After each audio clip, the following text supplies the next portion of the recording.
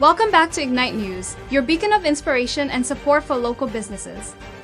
For those just tuning in, Ignite News is all about kindling the dreams and aspirations of our local entrepreneurs, and we have an incredible story to continue tonight.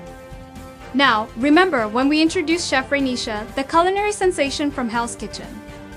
She's been dazzling us with her journey, and we are about to unveil part 2 of this extraordinary tale. But before we dive in, a quick reminder: Ignite News is here to help local business owners shine. From web design to graphic design and startup business coaching, we're your partner on the road to success. And speaking of partnerships, we want you to be part of the Ignite News family. If you're ready to share your story and inspire others, reach out to us today.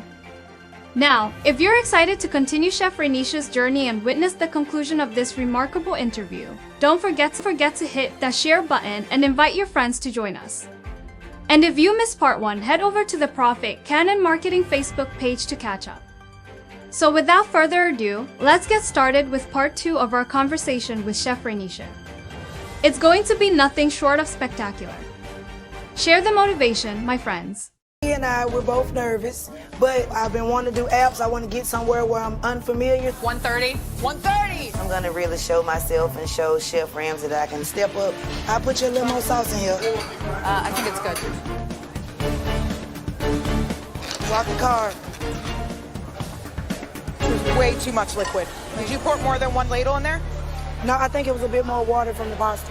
I watched you just put a second ladle in there. Don't lie to me. I just watched you put it was watery. Oh, God. You can't lie to people. Lock the carbonara. Carbonara, Chef. Very nice with carbonara. Doing good so far, but don't celebrate. Service, please.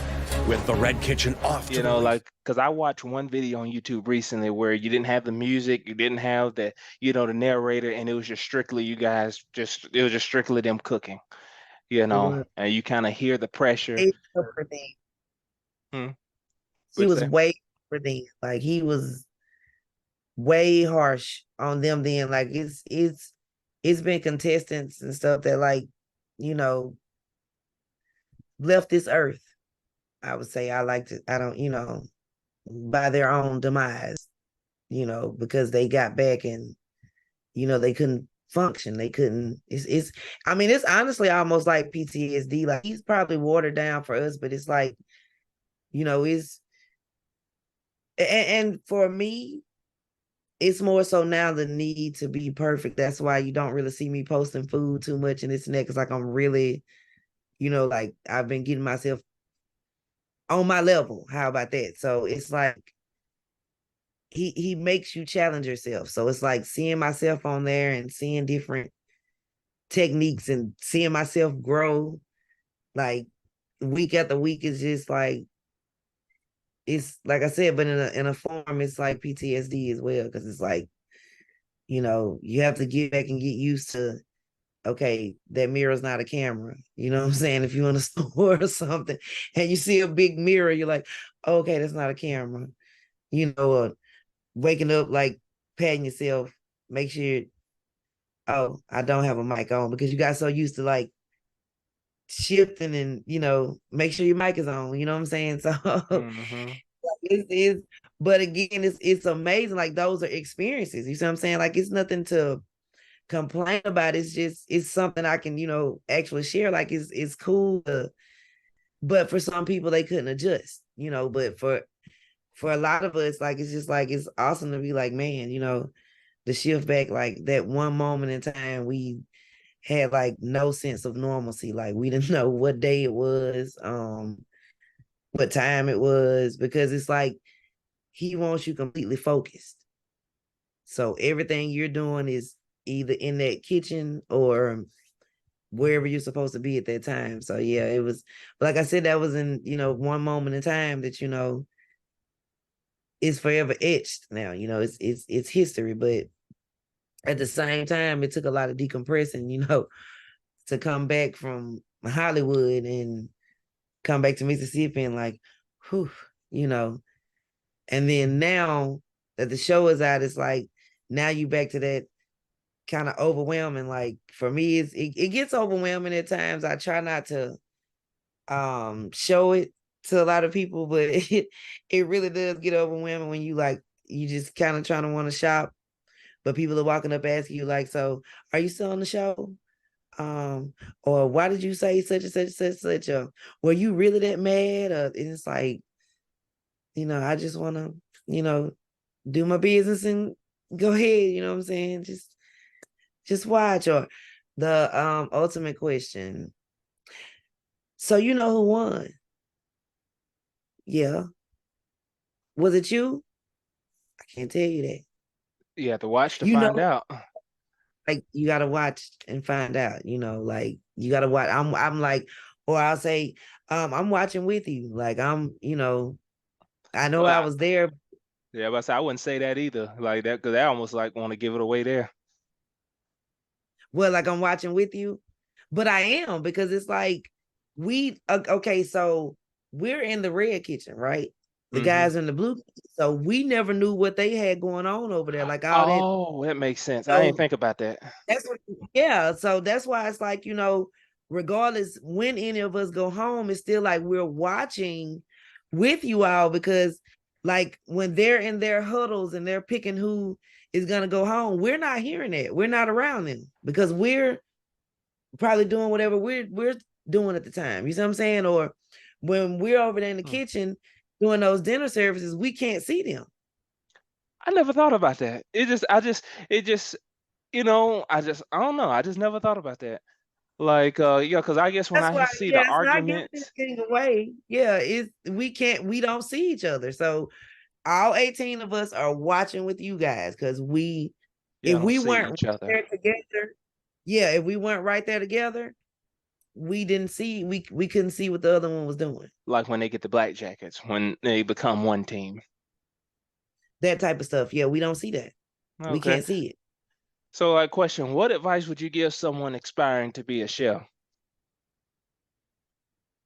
Um, First of all, be serious. And when I say serious, it's you're willing to continue to learn. Like even somebody like Gordon is still learning or, getting certain things. Like it may be a dish and then he'll taste this ingredient that somebody else said, oh, okay, well, let me use that. So I said that to say, yeah, be willing to keep learning, like be serious. You know, also you can go to culinary school or you don't have to go to culinary school, but again, be serious. I just always advocate for culinary school because it really gets you through the door a little faster, you know what I'm saying? Because you've learned things that a lot of these restaurateurs or these executive chefs, they're really not, they really don't have the time to get you up to speed. How about that? Like certain knife cuts or making certain sauces or cook times on meats. You see what I'm saying? So most people, even myself, whenever I open my restaurant, I kind of want you to have a little bit of something. You see what I'm saying? Either you worked hard and studied under somebody just from work experience, or yeah, you went to a culinary program. But again, that's a part of being serious because that's just like you, IT. You may have liked technology and you may like the internet and whatever, everything about IT. But if you wouldn't have went and got that degree, you got that training, that extra knowledge, you'll still be learning as you go. You see what I'm saying? So Yeah, and what I've learned from that too, even because I specialize in marketing, but I have a degree in IT because and then putting all these different skills together to make something great because IT and marketing are like siblings. And then, when you put those together, put the different skills together and with experiences, it kind of mix in and kind of separates you. And like you're saying, it'll apply that just to chefs, but apply to businesses too because like go to different pop-up shops, we'll go to different events and people out there really trying to sell and grow their brand. And you're right, keep growing is definitely the best way to do it and not to give up. And for me, I learned to be consistent. I think that's been key because in the past I wasn't consistent. Like I'll kind of start, stop, but I hadn't made it up in my mind to stay consistent. right. And that, And see, you see what I said about that's why I don't really post my food. I've been posting really more personality right now because I am working on that aspect of myself. Like, not to say that I'm not still catering and, chefing it up, but it's just more so my focus is perfecting my craft, because now that I've been presented this way, you know what I'm saying, and now I have the spotlight on myself, I need to make sure I'm coming correct when I come. So um I'm so glad that HexClad believed in me and sent me some cookware. So now I know myself gonna cook correctly, and but yeah, and that wasn't a plug, but that's some great cookware, just to be honest with you. Like, and again, they're not paying me to say this. That's why I said I'm not plugging, you but I'm fine. just that's another tip as far as when you asked about being a chef. Your cookware says something. Like, Mm-hmm. it makes your food so much better. Like, and it's crazy, we grew up with the small pot sets and the first apartment sets and stuff like that, the ones that come in the box, and like, why we burning up our food like that. And I realized why we've been burning up our food, especially going to culinary school and just getting experience. Like, it was our cookware. That's crazy. So I had to add that, like, your knives, even, you see what I'm saying? Like, you have to have good knives, good Wow. spoons. And that's another thing about, if you're gonna learn, or if not, go and be taught. If that makes sense. That's why I say, if you're gonna be serious, be serious. Every great chef didn't go to culinary school either. You see what I'm saying? So, but in this day and time, in order to catch up in this fast pace, because everything is so fast paced, in order to go ahead and get ahead of the curve, yeah, go to culinary school so you can learn about what I just said, the knives, and then you'll understand that, like, oh, I see what she mean about the cookware, because this type of metal cooks this way, and this type of cast iron is good for this. You see what I'm saying? You learn that kind of stuff. So if and when you need to use that, you're ahead of the curve. And I'm glad I did. So I can say that. That's why I'm such an advocate for it. Like, I'm not a advocate for one specific program, just as long as it's a program. You see what I'm saying? It's culinary arts. What works? That's how I feel. Yeah, whatever works for you. Budget friendly, time wise, whatever. As long as it's a culinary program. Nothing wrong with that.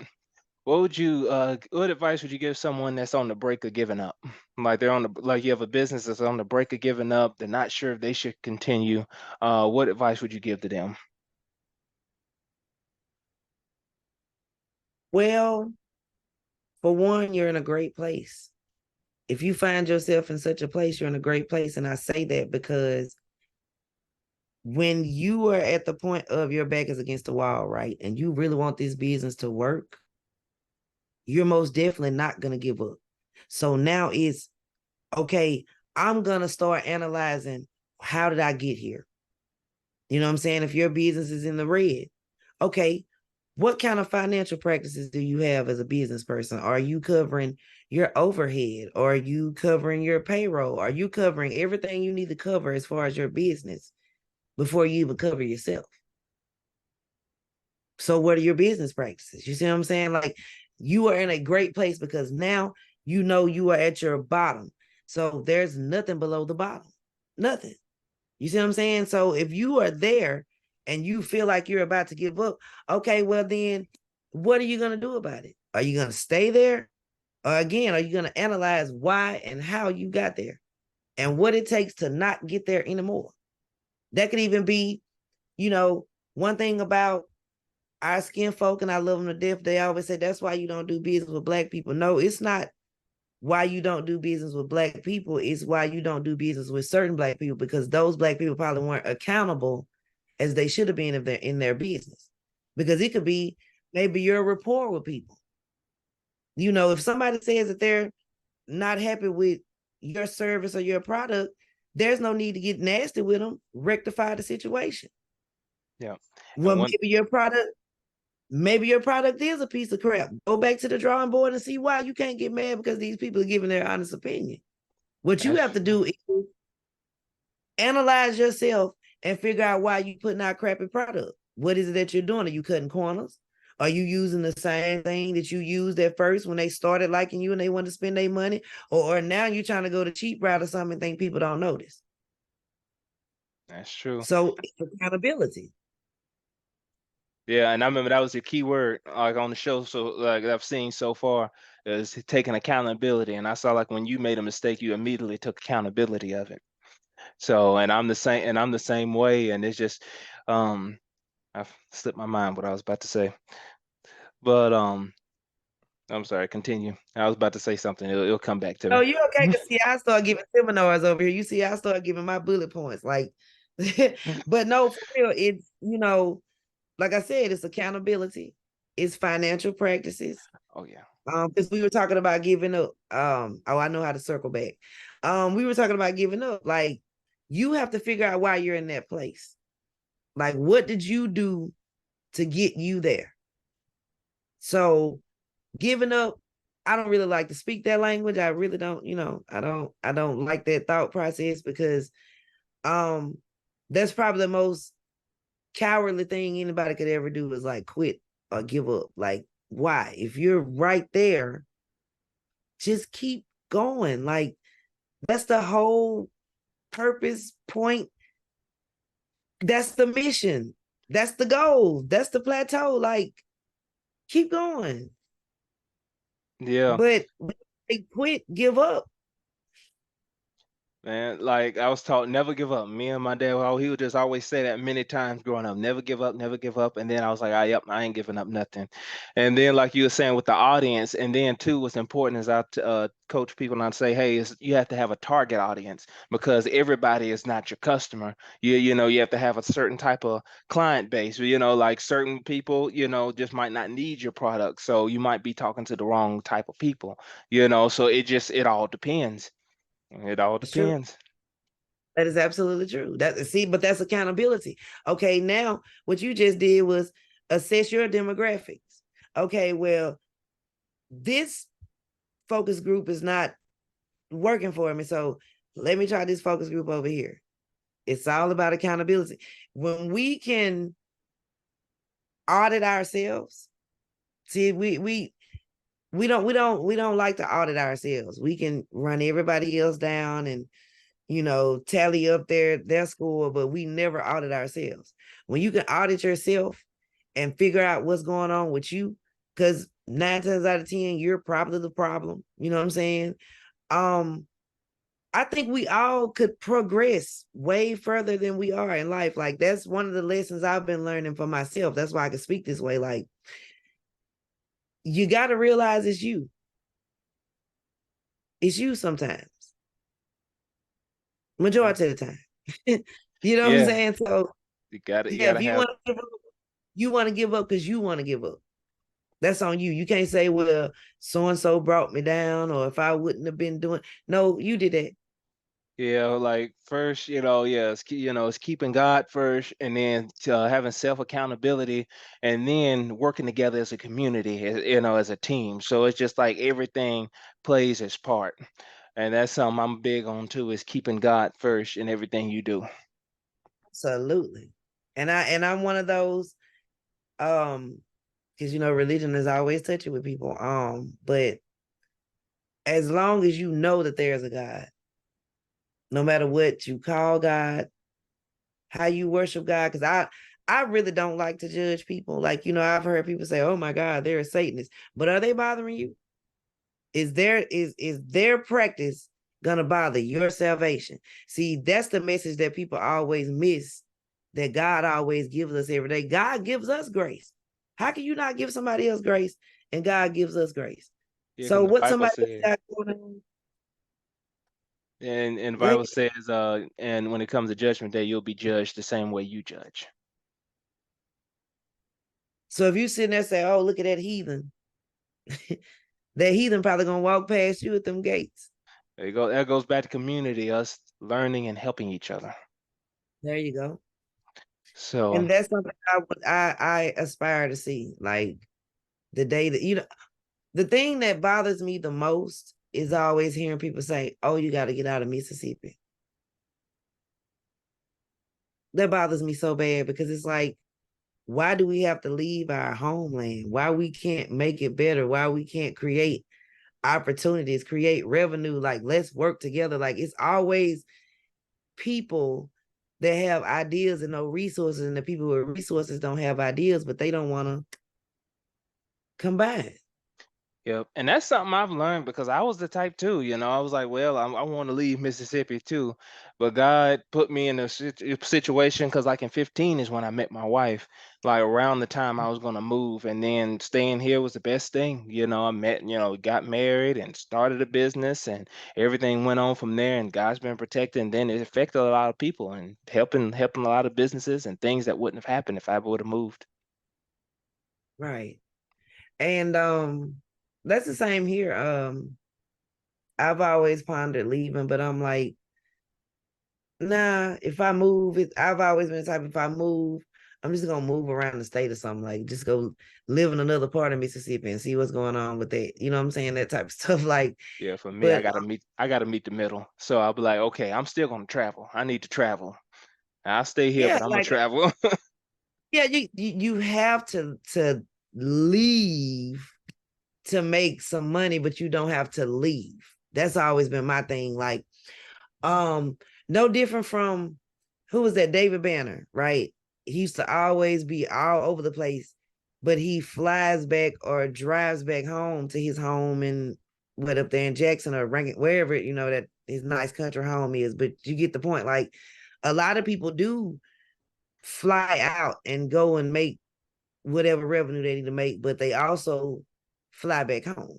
Like, that's the life I see for myself. Like, yeah, probably like Monday through Thursday, I probably am somewhere else, maybe even another country, but the weekends or when I'm ready to rest and be home, I'm home. Like, when it's time to vote, I'm voting in Mississippi. Yeah, that type of stuff. Like, Nothing wrong with that. And then with you moving around and going to a lot, the Hell's Kitchen and everything, you have more connections. So now, yeah, as you're saying, you're perfecting your craft. Now, when you feel like it's at a level you feel a little bit more comfortable with, now you got certain connections now and say, well, okay, hey, Gordon, you got a few restaurants around, I'm that's the truth.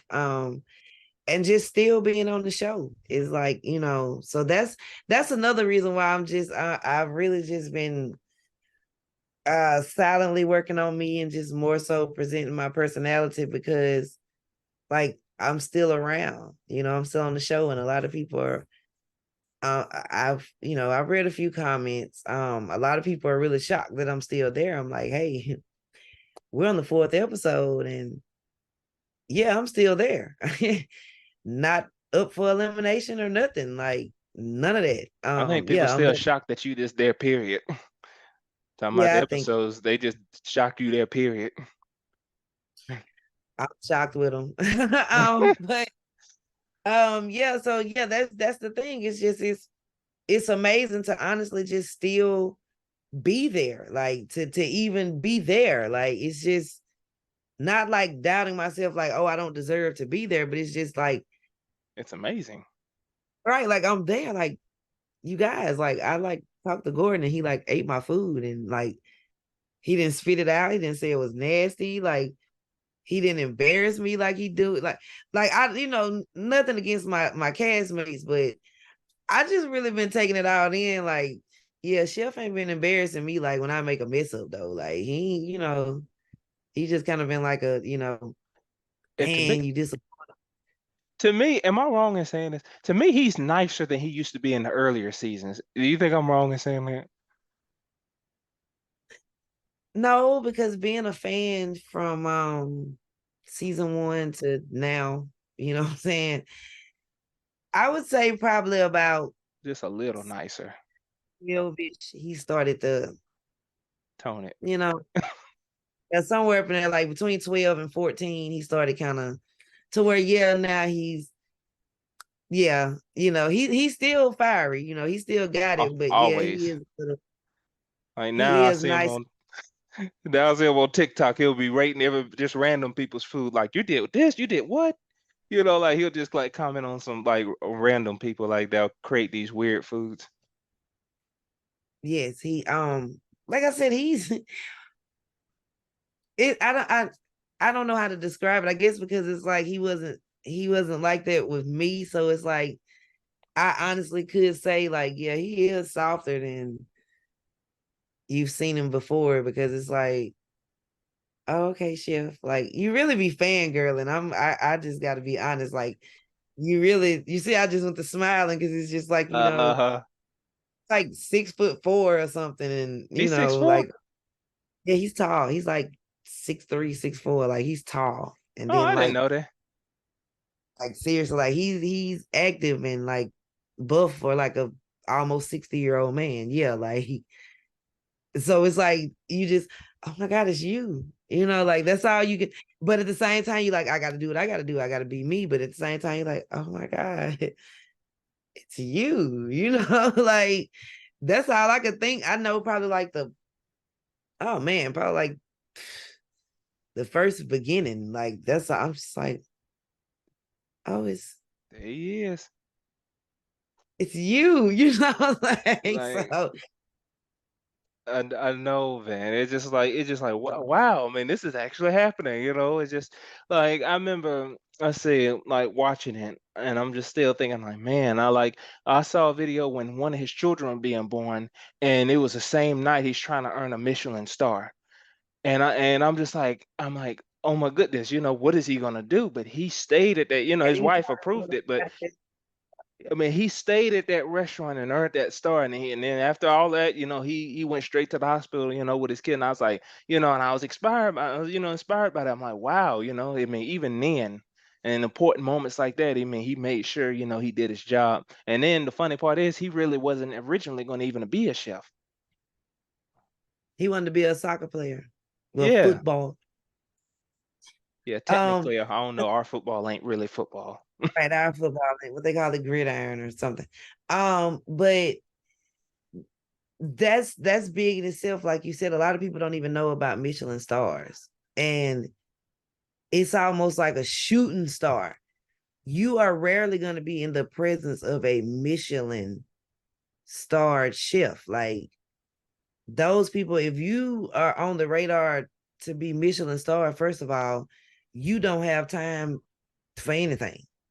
You don't have time to have time, basically. You see what I'm saying? Because it's like you on the go, you're running things, like you're at the peak of your career, basically. Like all you're gonna do is skyrocket. And so to be able to be around somebody like that who has like multiple Michelin starred establishments, and then like he's a Michelin star chef, it's just. Like, I always wanted to know, like, what does it take to get a Michelin star? Like, I hear a little, like, I know bits and pieces, but I don't really know the full of how you actually get a Michelin star. Well, for one, with a Michelin star, it's completely anonymous. Like you don't even know who the person is or anything like that, right? But they come in and they grade on consistency. First of all, like if you're, say for instance, you're serving a shrimp Alfredo, right? That shrimp Alfredo got to look the same every single time it come out that kitchen. Taste the same, look the same. So that means that whole menu has to be executed properly, regardless. Cleanliness of your establishment. Like, does your kitchen look good? You know what I'm saying? All that kind of stuff. Like they're basically judging everything. As far as with the chef, it's like creativity, like that type of stuff. Contributions, like even all the way to like techniques, like what difference can you make, That make in the culinary. that makes sense. So that's where it goes back to when you watch Hell's Kitchen, every single plate has to be the exact same, plated a certain way. You have to wipe the plate clean. Like, like every little detail has to be exactly right every single time. So I guess that's where that come from with him getting so many, and it just become that habit over the years of consistency. Because that's like when we're cooking, we have to literally cook it the same way. Like it has to come out the exact same way. Yeah, not Like burned if or you're raw. seasoning, none of that. Like even if you're seasoning it, it has to be seasoned the exact same way. So if you do this of salt, every last one of them gotta. So if you shook your fingers 3 times, that means it need to be three 3 shakes of salt, seasoning, whatever each time. You see what I'm saying? Like seriously, like it's that serious, but that's exactly how you're being graded as far as Michelin star. So, but it's a lot more to it. It's just that's just comes from me, researching and looking into, one day I hope to at least get 1 star. Hey, it's still Michelin star. Yeah. So okay, I'm trying to think if I got any more questions for you, because it's all about getting to know you and motivating other people. Because I want other people to watch this and I want them to say, okay, well, she did it. I know I can do it too. I hope, honestly, it's so many talented people in this state of ours that I hope every single person that feels like they have any type of potential to be like great. Like I hope and pray we all, before we transition off this earth, at least get to see our greatness. Like, because for me, this is like a stepping stool for me. Like this is now I'm being able to climb. You see what I'm saying? Okay, now I'm out there. So I'm steadily motivating myself, like just again to watch with y'all, because I gotta keep watching with y'all. So, I don't know when I'm going, so I gotta keep watching every Thursday too. You feel me? So I mean, editing, you know how this goes. So I don't know. We don't know. We're watching with y'all, okay? So just again, disclaimer to everybody, all the Hell's Kitchen fans, like myself, we're all watching with y'all. So we don't know when we go, okay? Anyways, back to the topic. That's motivational in itself, just like to be able to, like I'm sitting here talking to you and I can go and rewind it and go watch it now, or really I'm sitting waiting on Hulu because President Biden kind of messed up my recording. So Don't get me he started on that. yeah, he took up like 30 minutes of my recording, so it didn't record like I wanted it to. So now I have to catch it on Hulu.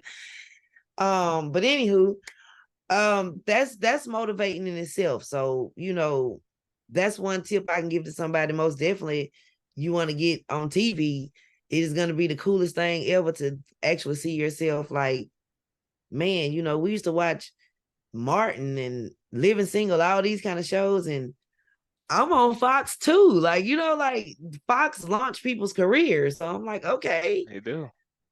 So yeah, like that's gonna be the coolest thing to anybody. Like when you see yourself for the first time, like, and this is the big screen, and you haven't even seen what you look like because you're in front of the camera. You see what I'm saying? So you don't know. They're just capturing everything. They just go be yourself. Like a lot of hidden cameras. Oh gosh, a billion of them.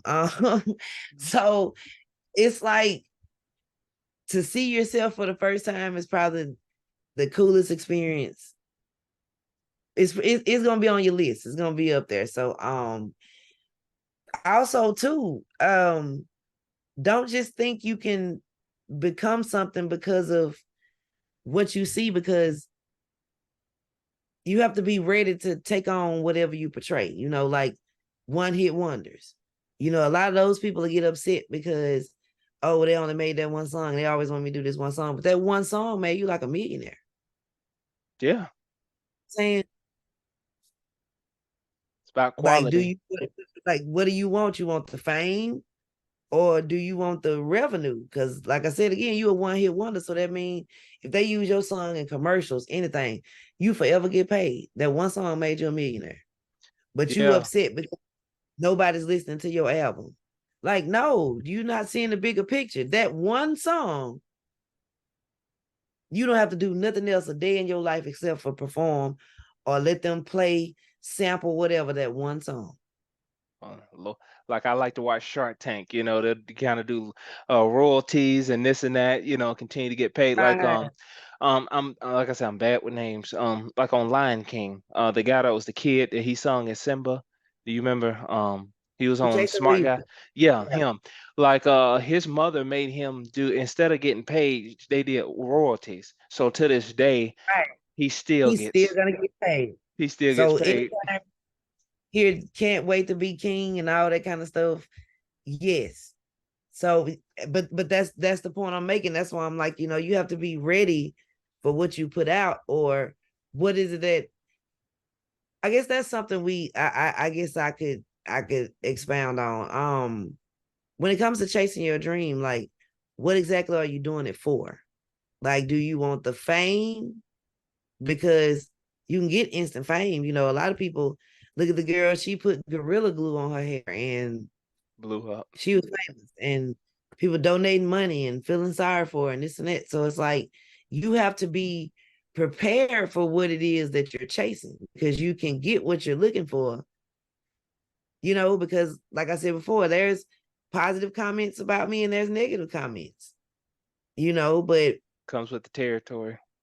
it comes with the territory. So you have to be prepared. But I'm in it for, yeah, to have my name out there, but I want my name out there so I could be able to cook for you and get paid for it. You see what I'm saying? So yeah, it's not really the fame for me, but at the same time, fame is good because of course, people seeing you on TV, the first thing they would want is, hey, I saw her cook on TV, so I know she can cook. Or hey, I saw her on that show. I know she had to be able to cook if she got on that show. I mean, Gordon Ramsay.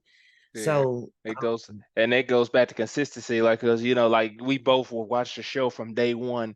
So like when you see like The Rock or somebody, like he ran the restaurant, he helped raise his family, he'll keep coming back on the show, and then you see people who didn't win who will come back and come back as his sous chefs, and it's just never the end. You always got. You just can't give up. And like you said, what are you doing it for? And who are you doing it for?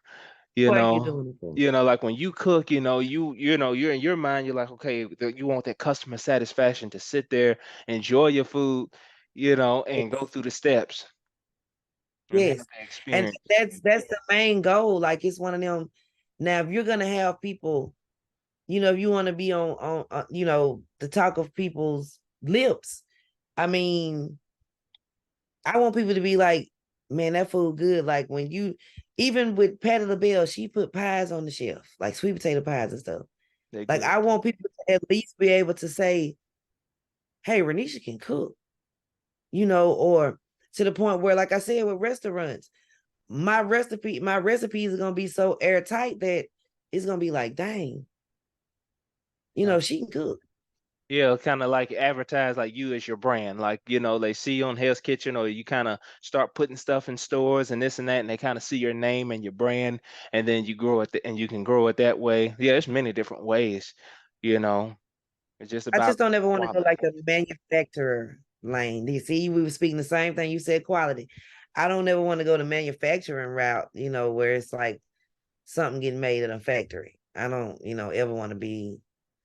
I know everything has to be mass produced, but also, a country girl, I know how we can bag and tag some things too. So, Mhm. um, I always want to stay true to my farm to table principles. Like I always want to provide quality. So see, you and I were speaking the same thing at the same time. It's like I don't want that type of, you know, productivity, I guess we would say. Like I don't want to be mass produced. I want something it's exclusive, but it's accessible.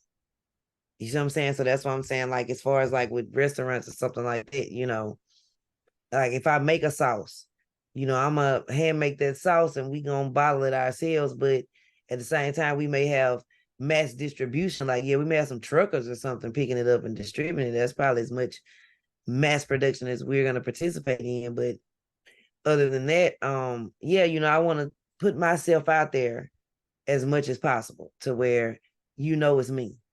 Yeah, but you definitely doing that. And then, like I said, throughout the years, you've seen it. People throughout Hell's Kitchen have made the name for themselves and continue to grow. And then I know you're gonna do the same.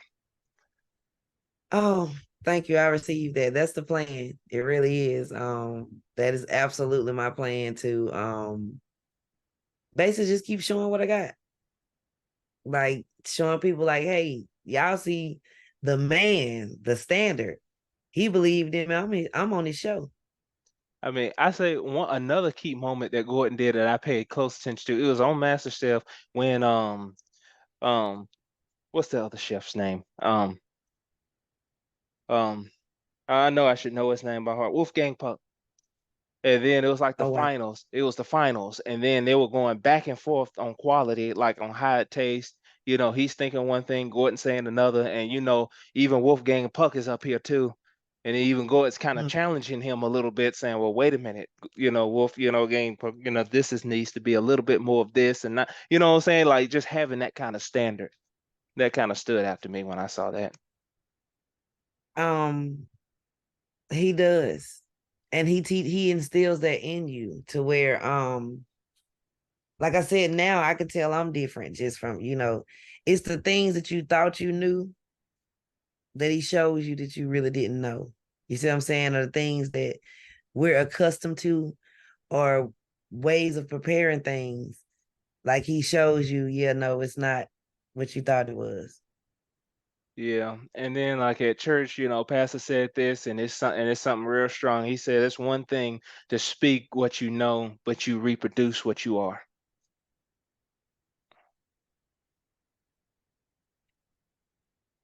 So, I and like that. That's deep. You said I had to ponder on that one. That was deep. yeah, he said people speak what they speak what they know, but you reproduce who you are. I thought that I like that. You said I was like that in speak what you know and reproduce what you are. I like that. I was liking that in. I'm using that one. There you go. That's You another t- mantra. so man, I am so grateful for you doing this meeting with doing this interview with me. You're very welcome. Thank you for having me. I'm glad you invited me. Psalm 55:22 reads, Cast your burden on the Lord, and he will sustain you. He will never permit the righteous to be moved. Trust God with everything in your heart and soul. No matter the mistake, no matter the hardship, Jesus Christ will never leave you.